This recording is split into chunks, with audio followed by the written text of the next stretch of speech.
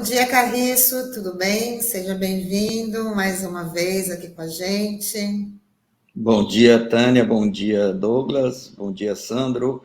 Bom dia, ouvintes internautas. Carriço, antes de você entrar no tema de hoje, né, o transporte individual, né, os chamados mototáxis, você tem um recado aqui para os nossos internautas, que amanhã, sábado, vai ter uma live muito importante, né?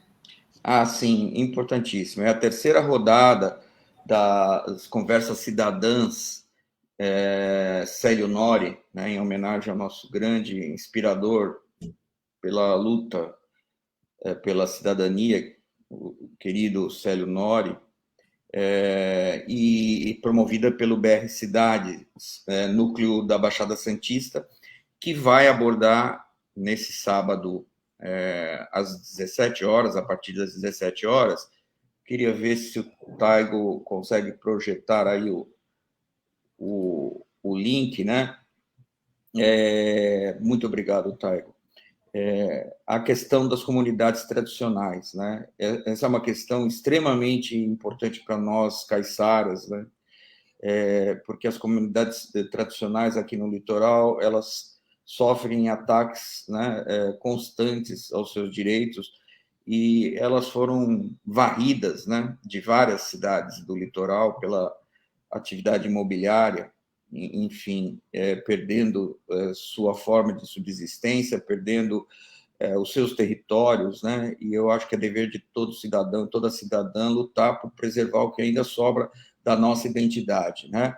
Não só comunidades de pescadores, mas indígenas, quilombolas, enfim, todas as nossas comunidades tradicionais que resistem bravamente no nosso espaço litorâneo. Então, fica aqui o convite para todas e todos que possam estar acompanhando, né? É preciso ter uma política de resistência e bem propositiva para enfrentar os tempos que estamos vivendo, que por uma questão político e ideológica, né, que vem lá do Palácio do Planalto, né, tem acirrado esse ataque às comunidades tradicionais. Então, vamos reforçar que é dia 30, né, Carriço? Às 5 horas da tarde. Dia 30, sábado, 5 horas da tarde. Dia 30, sábado, às 5 horas da tarde. Transmissão online. Bom, agora podemos ir ao tema de hoje, Tânia. Sobre os mototáxis, a gente vai ter esse tipo de transporte aqui na nossa cidade, pelo menos, né, regulamentado. Regulamentado não sabemos, né? Foi noticiado agora, no início da semana, que a Uber, né, ia iniciar a operação desse serviço de mototáxi aqui em Santos, né?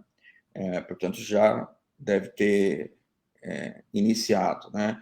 E eu queria comentar essa questão porque na notícia que é tocado num ponto que eu acho de extrema importância, né? A gente fica sabendo que o projeto de lei que regulamenta o transporte individual de passageiros está dormindo em algum escaninho na Câmara Municipal, né? Eu não consigo entender a razão, né? Tá aí uma questão que urge, né? Urge ser regulamentada. E porque esse tipo de transporte individual me chama muita atenção. Eu queria só comentar alguns dados, Tânia.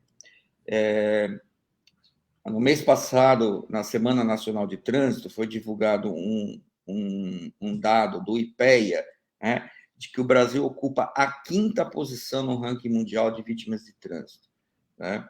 Ele só perde para a Índia, China, Estados Unidos e Rússia, com cerca de 22 mortes a cada 100 mil habitantes.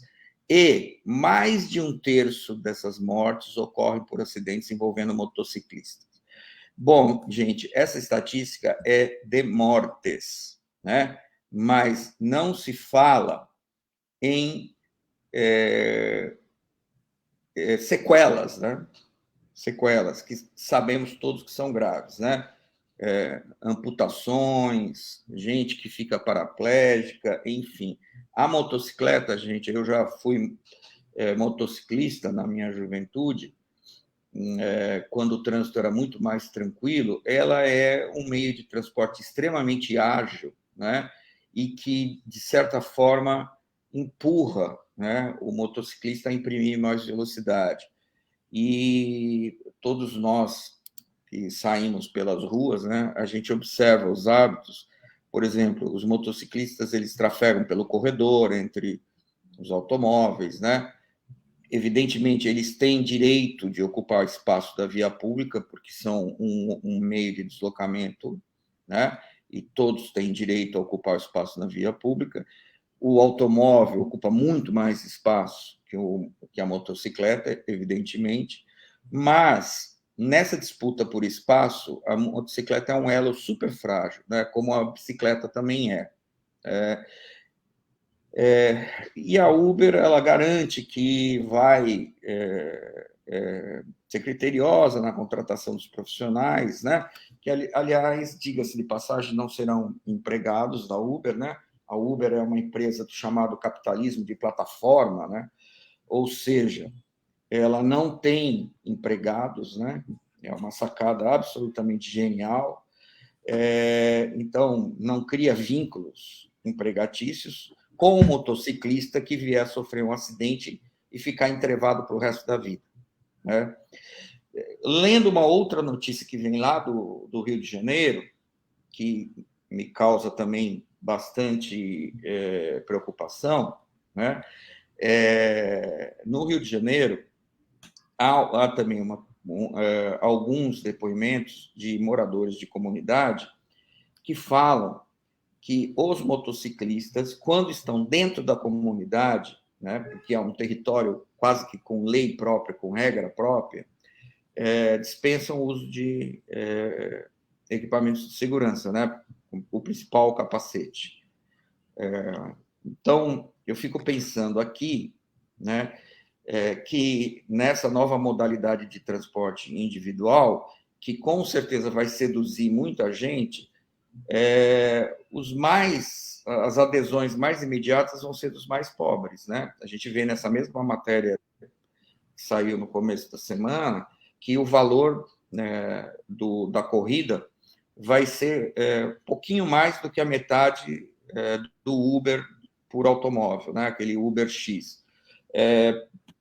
E vai ser um valor super competitivo com o ônibus, né? Que já enfrenta uma crise lascada. A gente já abordou esse assunto aqui. Então, juntando ler com crer, né, o que eu posso imaginar? Principalmente os moradores de áreas mais pobres do município, que precisam se deslocar em distâncias grandes para buscar emprego, para buscar serviços, vão usar esse novo meio de transporte. Isso vai aumentar a crise do transporte coletivo por ônibus e vai provocar mais evasão, né, dos coletivos, né, vai pressionar o governo municipal para aumentar o subsídio, né? Ou seja, os neoliberais que comandam a cidade há décadas já abriram mão de seus princípios há algum tempo atrás, né? E reconhecem que não tem como bancar o transporte coletivo por ônibus se não for subsidiado, né? Só que a sociedade vai pagar mais caro por isso, né? Porque se aumentar o subsídio, a sociedade vai pagar mais caro por isso. E, principalmente, né, há risco de aumentar, por exemplo, seguros, né, o uso de seguros, o uso do SUS, né? Há risco de sobrecarregar o SUS com pessoas acidentadas, com pessoas sequeladas, com necessidade de fisioterapia, colocando pessoas produtivas fora do mercado de trabalho, né? E destruindo famílias, muitas vezes, né? Desculpa eu pintar um quadro tão terrível assim, mas como analista das políticas urbanas eu tenho esse dever, né? De tentar imaginar o futuro próximo. E tudo isso por conta da letargia do poder público, que não regulamenta o raio do transporte individual na nossa cidade, né? Que, aliás, na minha opinião, tinha que ter uma regulação metropolitana, né? E nós estamos falando de uma região que é toda conurbada, né? O motociclista ele vem de São Vicente para Santos, ele vem de Vicente de Carvalho para Santos, ele vai de Santos para Cubatão, de Santos para Praia Grande, enfim. Se não houver uma regulamentação metropolitana também, a própria regulamentação municipal ela será insuficiente na minha avaliação, né? Então, o risco de a gente ter problemas sérios de saúde pública, de mobilidade urbana, aumenta e a corda vai estourar para os mais fracos, né? Provavelmente por conta dessa informação que eu estou trazendo lá do Rio de Janeiro. Extremamente relevante. E eu só queria acrescentar a questão, né, do poder público que recua diante dessa situação, porque a gente sabe que uma das formas de você regulamentar isso é a capacidade tributária, né? Poder de instituir tributos. E esse capitalismo de plataforma presta serviço na área do município, mas ele sequer é tributado aqui. Não fica nenhum benefício para cá. Então, essa é uma discussão que não entra de jeito nenhum na pauta, ela é urgente, é urgentíssima, porque você poderia, através do tributo, né, tentar regulamentar essa situação e recolher essas vantagens para a população, para, através desse tributo também, investir onde fosse adequado. Mas veja só a situação. Com esse serviço prestado pelas plataformas, quem executa o serviço é o trabalhador daqui, que o Carriço já colocou, que é um golpe de mestre, porque esse trabalhador está uberizado, ou seja, não tem garantia social nenhuma. Para além disso, não existe nenhuma tributação específica desse serviço aqui. Então, você pega o sujeito que é transportado de um ponto ao outro dentro do município, portanto, é uma prestação de serviço no município. Se a prestação de serviço é no município, o tributo específico para essa prestação de serviço é o ISS, né? O Imposto sobre Serviço. Mas quando você fala de plataformas digitais, não. Isso não é recolhido aqui no município, né? Então, esse é um elemento a mais a ser considerado aqui, até porque tem uma discussão que não se paga esse tributo aonde o serviço é prestado, no caso das plataformas digitais, mas onde a sede está instalada. Então, é uma desestruturação total de uma lógica, né, institucional, e até estou falando aqui tributária, pensada de uma forma em que ela está sendo estuprada, na verdade. Está indo para um cenário caótico, inadministrável. E aí o Carriço tem razão quando fala dessa questão, porque no mundo todo, Carriço, essas plataformas existem, mas até onde a gente sabe, aí você poderia nos ajudar, existe um outro tipo de tratamento para essa questão. Por exemplo, a gente vê como é que entra a pauta dos transportes públicos em grandes cidades, em grandes centros aí globais, né, em favor do transporte público. Eu não me arrisco aqui a citar nenhum, mas assim, a impressão que a gente tem é que lá em, por exemplo, vamos pensar que Paris, né, essa é uma questão que conecta metrô, ônibus e outros modais, sempre em favor da cidade e da qualidade do transporte pensada aí na frente, o transporte coletivo. É isso, Carriço. A gente, essa é uma possibilidade que a gente pode considerar? Olha, Douglas, um elemento chave, eu acho, que é essa questão que eu mencionei da disputa do espaço na rua, né? Em cidades com excelentes sistemas de transporte, você consegue retirar automóveis do espaço do sistema viário com muita eficácia, né? Porque grande parte dos cidadãos e cidadãs passam a utilizar meios coletivos de deslocamento ou meios ativos de deslocamento, né? A pé ou bicicleta, porque as calçadas são melhores, com melhor arborização, com melhor iluminação à noite, né? Com ciclovias, ciclofaixas, bicicletários, né? Paraciclos, enfim, todos os equipamentos que amparam, né, o usuário da bicicleta. Esse conjunto de opções esvazia o sistema viário, né, daquele elemento que ocupa mais espaço, que é o automóvel. Ao esvaziar, ao enxugar as vias públicas de automóvel, você libera mais espaço para quem usa motocicleta, e você costuma reduzir o risco. Ainda assim, né, nos ditos países desenvolvidos, você tem alguns lugares em que a questão ainda não está adequadamente resolvida, né? Um lugar que eu costumo ir de vez em quando, que é a Itália, né, é muito famosa pelas suas scooters, né, as Vespas e Lambretas, enfim, são muito utilizadas pelo italiano, e você precisa tomar muito cuidado, né, porque eles, em algumas cidades, eles trafegam numa velocidade muito alta. De qualquer forma, tirando, assim, centros urbanos, né, em que o trânsito é muito complicado, no geral, há um espaço generoso de sobra nas vias públicas. Aqui não, né? Aqui não. A disputa pelo espaço é muito grande porque o transporte coletivo é ruim. A prestação do serviço do transporte coletivo é ruim, né? Meios excelentes de deslocamento, como, por exemplo, o VLT, ainda estão muito no começo do processo de implantação. Ainda não consegue competir com o uso do automóvel e o próprio uso da bicicleta. As ciclovias, ainda, a gente já conversou sobre isso aqui, né?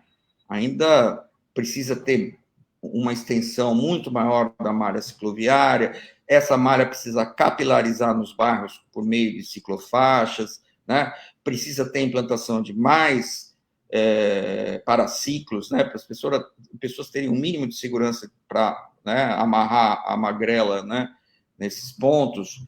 Precisa incentivar que empresários implantem bicicletários, né, que é um equipamento para guarda de bicicleta com mais segurança, enfim, tem muito chão, né?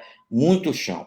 E esse problema é especialmente sério aqui em Santos, porque nós estamos numa cidade de urbanização muito antiga, com um sistema viário muito estreito, né? Com espaço muito limitado do sistema viário, em que, obviamente, realizar obras de alargamento do leito carroçável, elas representam um custo altíssimo e nem teriam sentido, porque isso se daria eliminando o espaço do pedestre, né? Então, a gente tem que conviver, principalmente nos bairros da Orla e dessa faixa central da zona leste da cidade, que vai do centro até a Orla, né, entre o Canal 2 e o Canal 5, mais ou menos, uma luta diária e desigual por espaço, né? Portanto, eu acho que uma das questões que precisavam ser abordadas, além da regulamentação, é o incentivo ao transporte coletivo de massa, né, com mais eficácia. E, pelo amor de Deus, né, gente, apressar o VLT, né, porque o VLT, agora se prevê que ele vai ser concluído, esse trecho que vai até o centro, em 23, né, maravilha, né, mas ele está sendo discutido pelo governo do Estado desde 1996, pelo menos. Eu me lembro assim das primeiras vezes que isso foi mencionado, não por estudiosos, mas por órgãos técnicos do governo do Estado, né? Vejam há quanto tempo, né? Vejam há quanto tempo. Já daqui a pouco vai completar 30 anos, né? Que isso vem sendo discutido e nós só temos esses trechos que estão aí. Então, o VLT ainda por si só não garante esse enxugamento da via de automóveis que eu estou falando, né? Então, eu acho que a gente precisa transitar para um modelo de mobilidade que dê mais espaço para meios de deslocamento que ocupem menos espaço na via, e com isso você garante mais segurança para as pessoas. Com o Carriço, é isso aí. Hoje mais uma aula aí com o Carriço. A gente vai te aguardar semana que vem, né, para falar de outros assuntos aí das políticas públicas urbanas, que são muito importantes, né, para as pessoas conhecerem melhor. Carriço, Assuntos não faltam, hein, Tânia? não Assuntos não falta, faltam. Eu não tenho mais falta. uns 20 aqui na cabeça para falar, mas não tem tempo. Não, Uma mas coisa vai puxando a outra, né, uma Carlos? coisa vai puxando a outra, É, realmente, né? E graças a Deus temos o Carriço aqui para É nos corda de explicar. caranguejo, né, gente? isso, exatamente. Carriço, muito obrigada. Infelizmente a gente já está com o tempo aqui apertadinho, mas a gente te Legal. aguarda na semana que vem, viu? Tá. Bom dia para você. Estaremos aqui. Um grande abraço para vocês. Até Tchau, semana que vem, tchau. Carlos. Até Até, semana. Carriço. Até.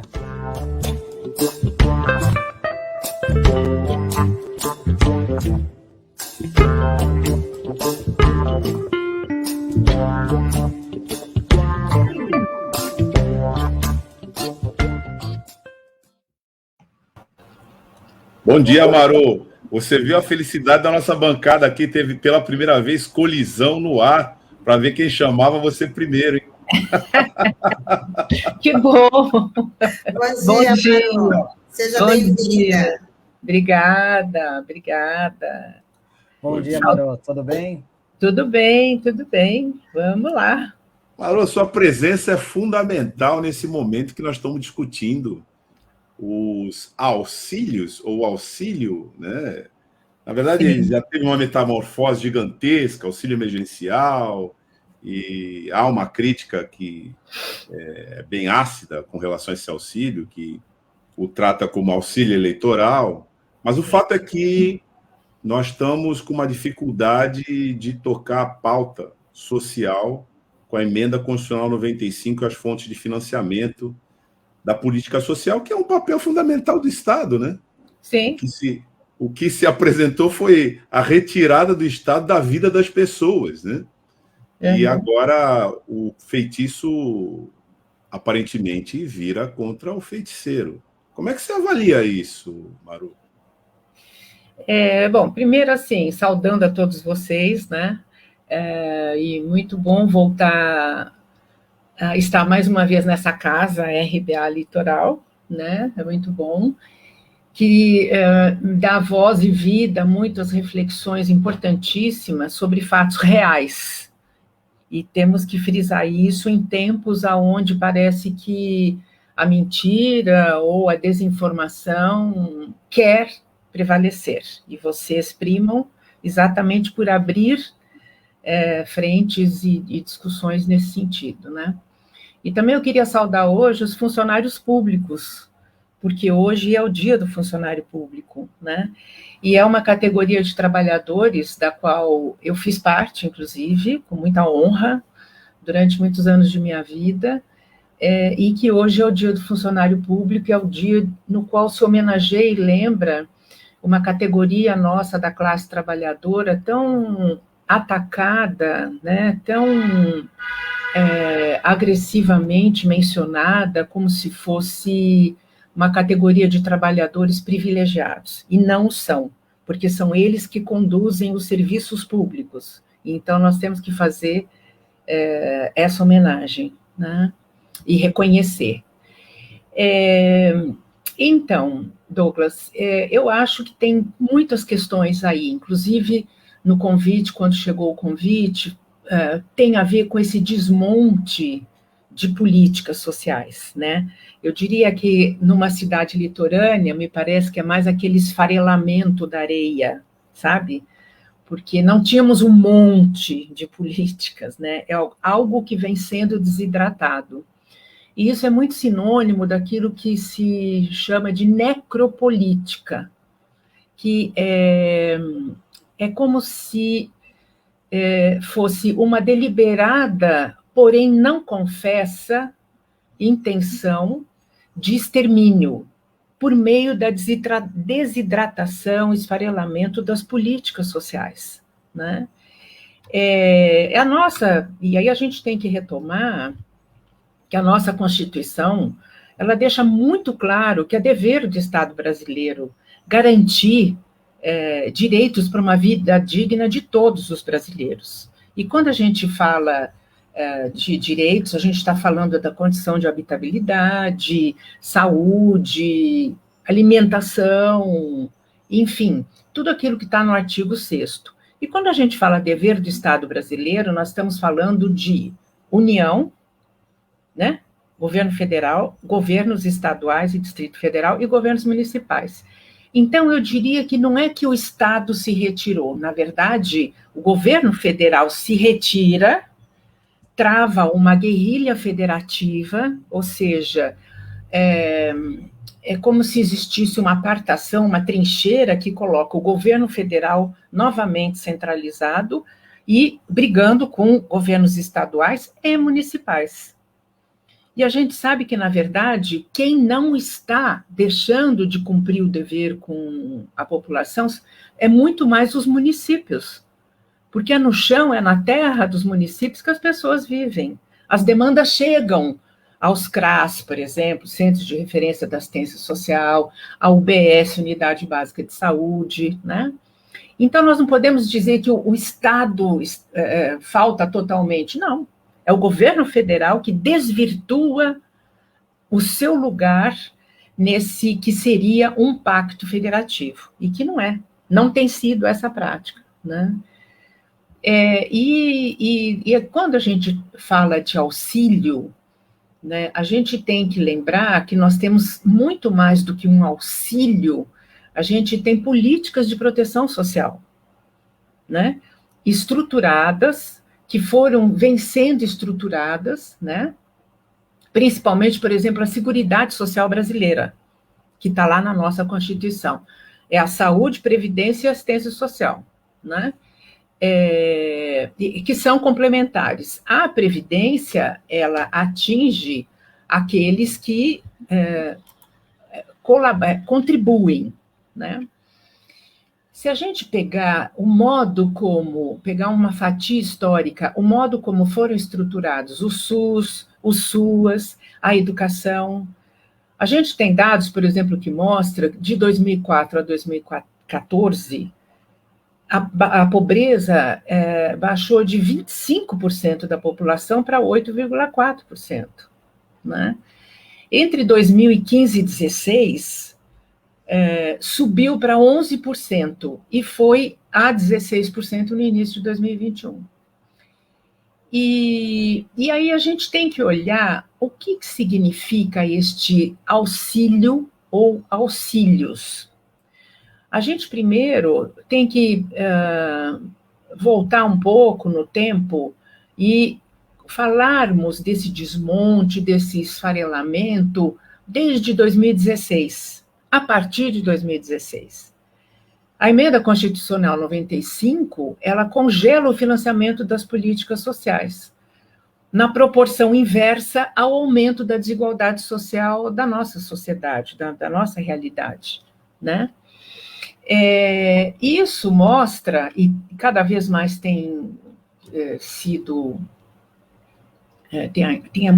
mostrado, que gastos sociais, eles são tidos como despesas e não como investimento social. É como se tivesse que cortar, né? E uma tentativa, inclusive, de substituir políticas sociais por programas de governo. Programa de governo não é uma política social, né? Um auxílio emergencial, por exemplo, ele não substitui serviços necessários para a proteção das desproteções sociais.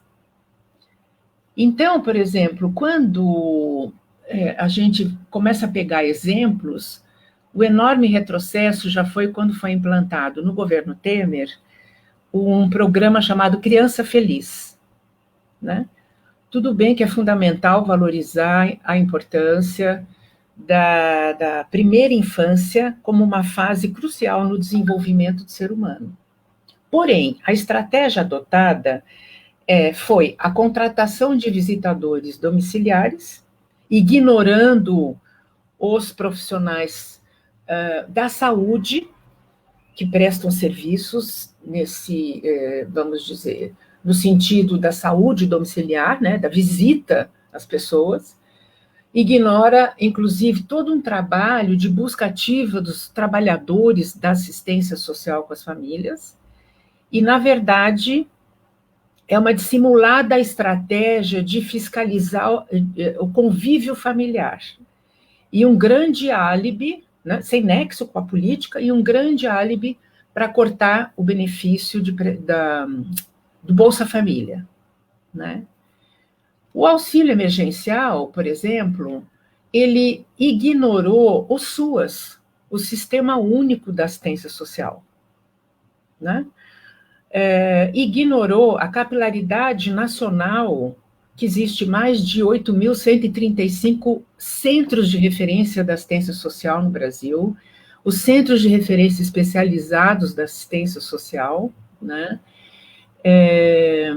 O mapeamento georreferenciado, ou seja, como é possível, a partir de dados do Cadastro Único de Programas Sociais, o tal CAD Único, consegue mapear, vamos dizer, aonde estão as famílias que requerem o direito a uma renda para complementar e garantir a sua sobrevivência. Então, o governo federal ignorou o SUAS, ignorou os CRAS, ignorou o CAD Único para implantar um auxílio, né?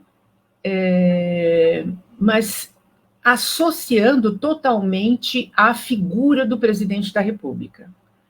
Primeiro que de R$200 proposto, os R$600 alcançado foi por conta dos congressistas, dos deputados, né, que fizeram essa emenda.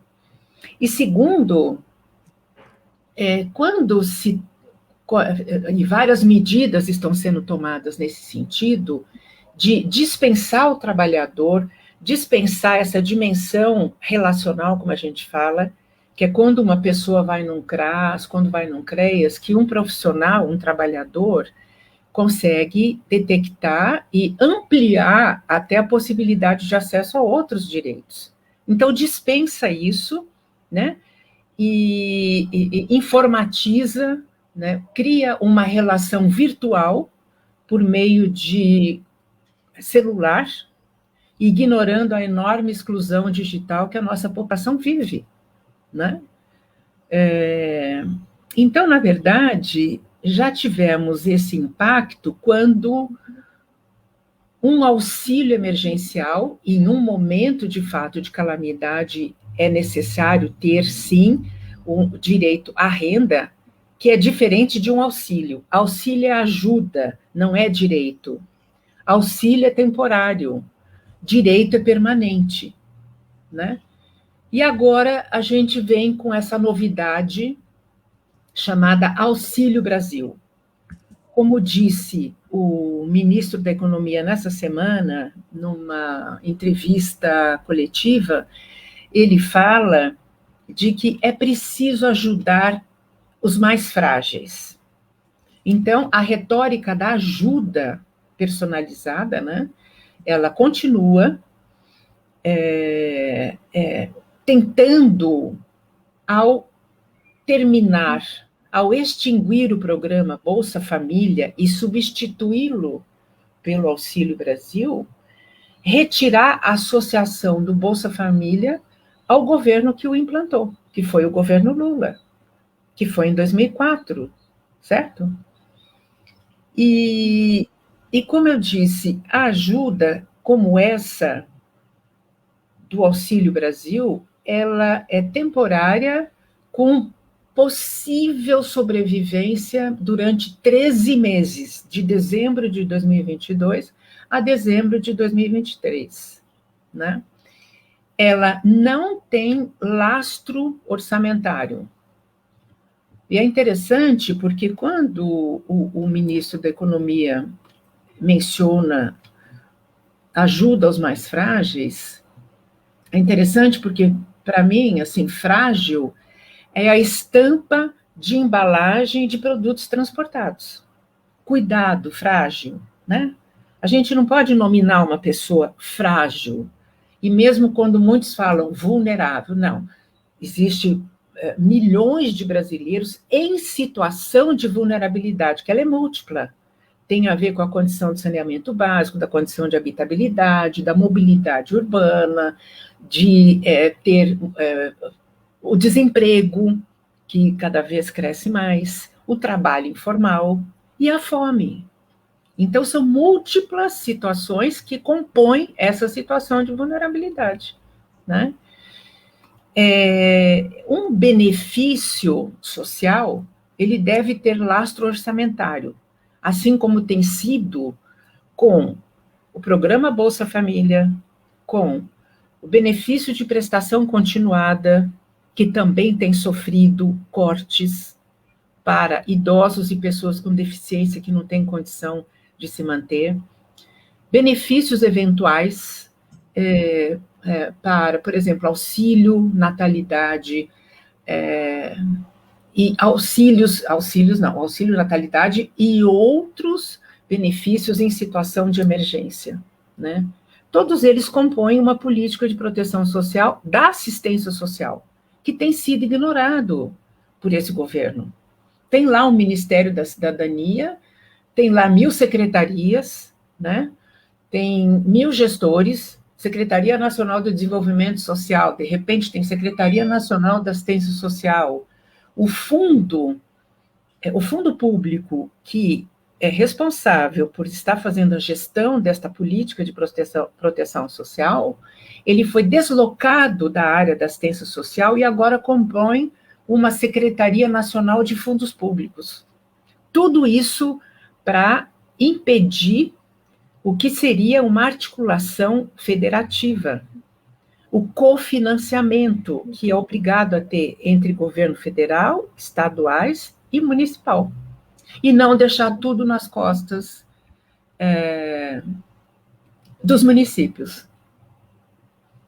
E se hoje tem 14,7 milhões de famílias no programa Bolsa Família, há de se considerar aqueles que estão, mais de 2 milhões que estão represados numa fila de espera há anos, certo? Que não se trabalha para a inclusão deles.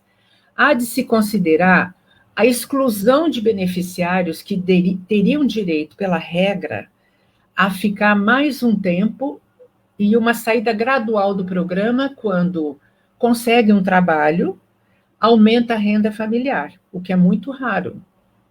E também tirar aquela sombra de que o programa Bolsa Família era assistencialista, ou que acostuma mal as pessoas. Pelo contrário, mais de 83% dos responsáveis pelos lares são mulheres, né? E mulheres que trabalham. Um benefício como transferência de renda é um complemento para a sobrevivência dessas pessoas. E quando a gente examina o programa, o auxílio, programa não, esse Auxílio Brasil, que é uma ajuda temporária, não é atender a um direito, a gente vê, para mim me dá a impressão que é como se eu olhasse um guarda-chuva cheio de varetas, mas que não tem o cabo. É como se você saísse na chuva e falasse assim, bom, para onde que eu vou? Porque eu não tenho, inclusive, a sustentação orçamentária, que é o cabo do guarda-chuva, e tem 9 variantes, pior que a variante Delta da Covid. É auxílio esporte, é auxílio agricultura familiar, é aquele que faz como se fosse dependesse de um esforço pessoal para poder sobreviver, né? Então, essa variante, inclusive, quando é anunciado pelo menos 9 tipos de benefícios dentro do Auxílio Brasil, não se explica como será a gestão disso. Ainda é uma relação virtual, provavelmente com um robô esclarecendo dúvidas, o que a gente sabe que até no auxílio emergencial muitas famílias deixaram de ter acesso porque não tem um celular, não tem a internet, não sabe lidar com um aparelho, essa comunicação, um app, por exemplo, Minha Caixa, Minha Vida, o que for, que não é nada de minha, não é nossa, né? Um banco não é nosso, né? Então, acho que é mais uma iniciativa ardilosa, clientelista, em período pré-eleitoral, e que precisamos estar muito atentos e lutar para que não seja extinto o Bolsa Família, e que ele possa continuar, porque tem uma lei, existe uma lei de criação do Bolsa Família. Não é alguém que chega e fala assim, agora eu não quero mais, pronto. Agora eu não quero. Não, existe uma lei. Se precisa ser aprimorado, ótimo. Se precisa alcançar 17 milhões, se a intenção é alcançar 17 milhões de famílias, então já existe um programa Bolsa Família, né? Então, é mais ou menos isso. É muita coisa, mas é mais ou menos isso.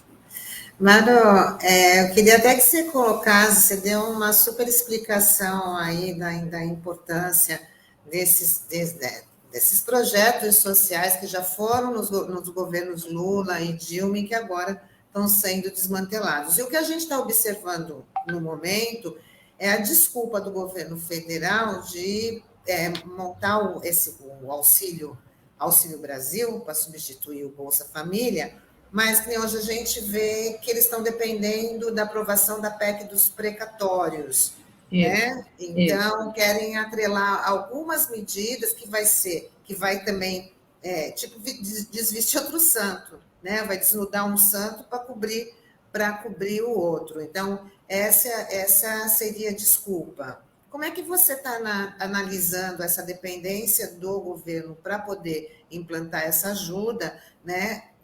Esperando aí algumas medidas como essa dos precatórios?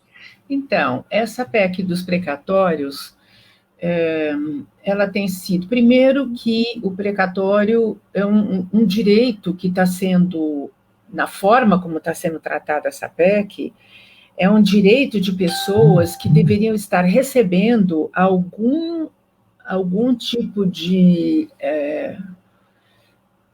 vamos dizer, recurso por conta de ter sido prejudicada e que foi reconhecido pela justiça, né? Então, os precatórios não poderiam jamais ter um parcelamento de 10 anos. Se é reconhecido, né? Se inclusive o precatório ele tem uma prioridade de atingir os mais idosos, por exemplo, o que vai significar? E o que isso significa? Significa o adiamento ao acesso a um direito, significa que não se toca na emenda constitucional 95. Só para vocês terem uma ideia, desde que ela foi implantada, ela conseguiu, até 2020, né, reduzir em 59,34% dos recursos federais necessários às políticas sociais. Ou seja, 60% dos recursos federais deixaram de ser atendidos, deixaram de ser repassados por conta da PEC, da Emenda Constitucional 95. Então, é como se fosse algo intocável. Ela só foi tocada agora com uma manobra ardilosa, né, capitaneada pelo Ministério da Economia, de tentar mexer e conseguir dinheiro, furando um pouquinho só o teto de gastos, mas completamente justificado na forma como esse governo federal tem trabalhado, né? Segundo, que também é muito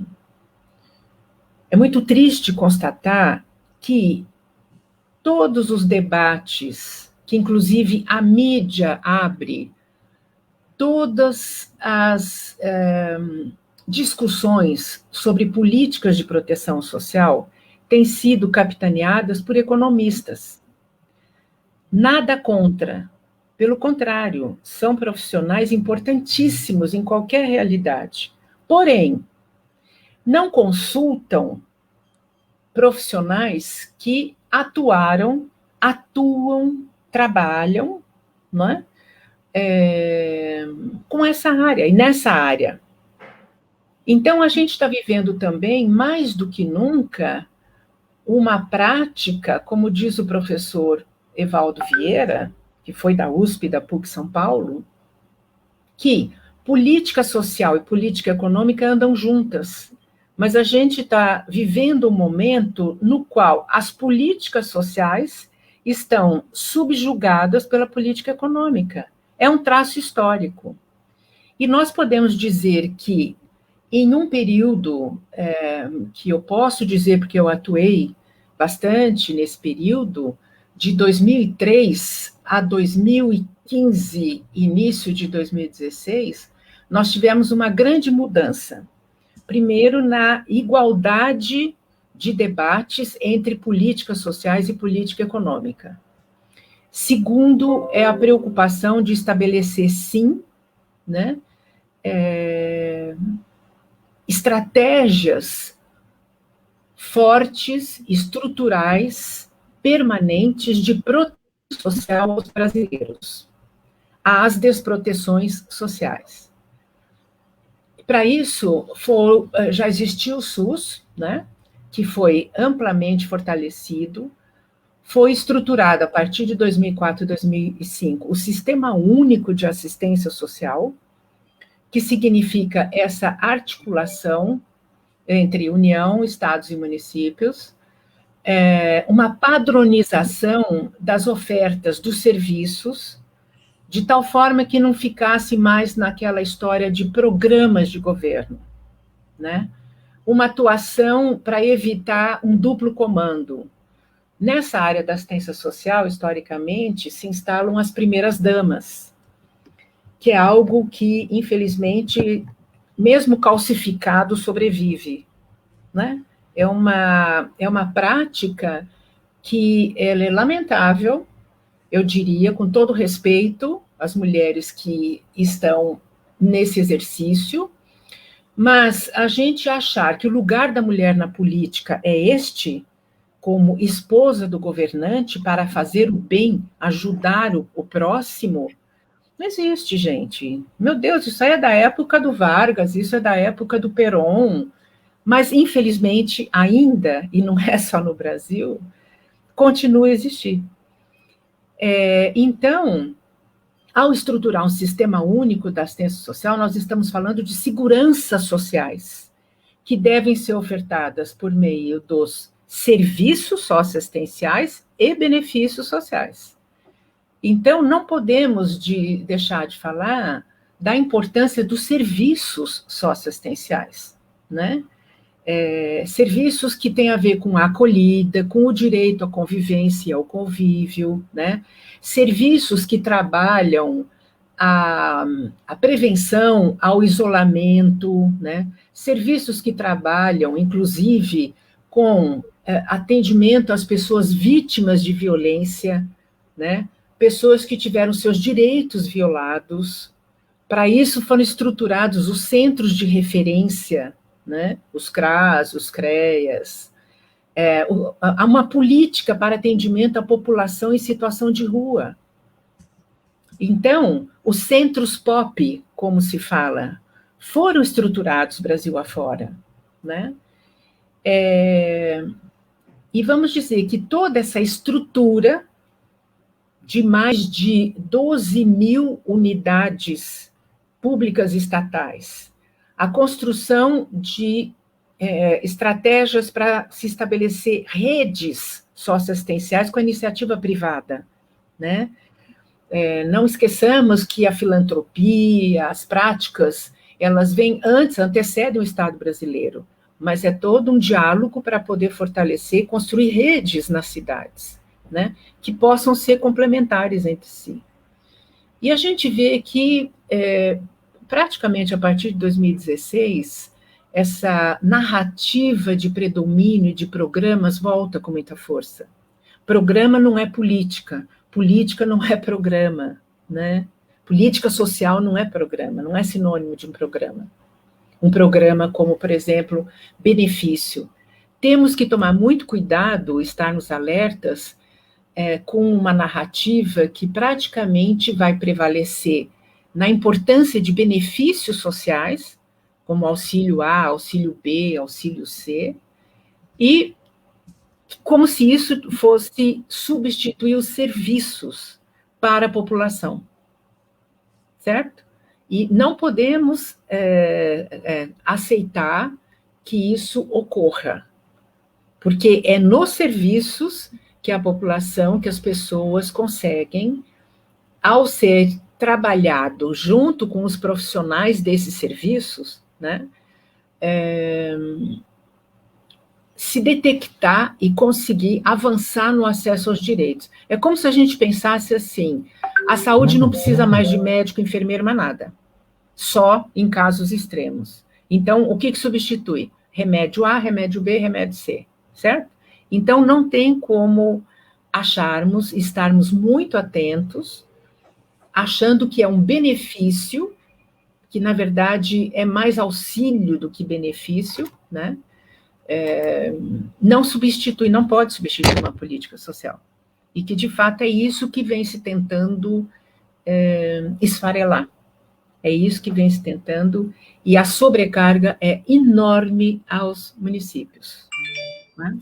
Muito importante que você trouxe aqui para a gente, né, toda a sua explanação, mas acho que principalmente até para a gente se policiar na questão de programa e política pública, até da forma como nós, como jornalistas, né, devemos informar também, né? Programa é uma coisa e política pública é diferente, como você explicou muito bem. Maru, a gente sabe do seu compromisso. E serviço atende a direitos, né? Sim. Por favor, sim. Né? Os serviços então, gente... têm a mesma importância. Ambos têm a mesma importância. É muito bom ressaltar isso.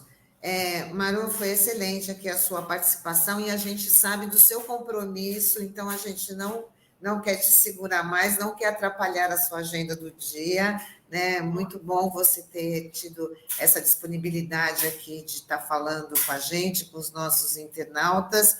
E como você já é da casa, a gente já fala assim, até uma outra oportunidade, né? Porque você sempre... Se tiver mais alguma pergunta, eu estou à disposição. Não alcancei o... Se vocês quiserem, enfim, a gente pode... né? Eu, até, já que você tem esses minutinhos finais, queria ouvir você, Maru, sobre essa relação de financiamento, porque você apontou, aliás, você disse, né, expressamente aqui que política tem que ter financiamento. O que nós estamos vendo é uma crise importante, inclusive para esse auxílio, né, o Auxílio Brasil, nesse ponto do financiamento, né, que a gente não está encontrando, eles não estão encontrando, né, meios para executar essa política, o que mostra uma espécie de inviabilidade do sistema proposto para eles, inviabilidade de convivência com a pauta social. Aí, a pergunta que gostaria de fazer para você, Maru, como é que você avalia a saída para isso? Já que estamos diante dessa camisa de força, com a tua experiência e vivência, né, nessa pauta, como é que você avalia a saída para isso, Maru?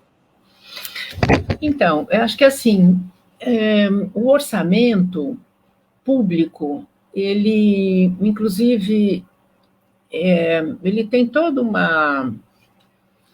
uma estrutura com uma forma até assim, para quem não atua tanto na área, ele é propositalmente, vamos dizer, parece complicado, mas não é. Porque é como se fosse assim, não é a todos que interessa dar visibilidade ao orçamento público e entender, né? Então, é como se existisse, cada política social tem a sua função programática, está lá. Se eu pegar a política da assistência social, tem lá, função programática 8. Então, o que acontece? Existe todo um fluxo para definir o orçamento que no ano anterior, se nós estamos olhando 2022, o governo encaminha para o Congresso Nacional, o governo estadual encaminha para a Assembleia Legislativa e as prefeituras para a sua Câmara Municipal. O que é lei de diretrizes orçamentárias, ou seja, intenções. O parlamento, né, no caso, avalia, analisa, faz emendas e volta. Essas intenções, depois elas voltam para o parlamento, que é Congresso Nacional, Assembleia Legislativa e Câmara Municipal, já com os números, com os valores.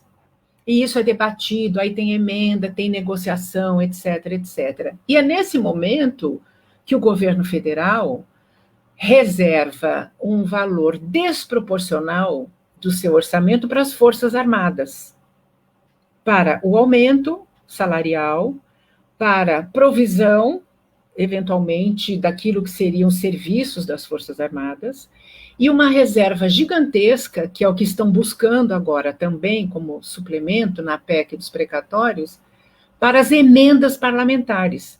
Todo parlamentar, na União, nos estados e nos municípios, tem as emendas parlamentares, no qual esse parlamentar, esse político, ele pode destinar, e normalmente destina para suas bases de apoio.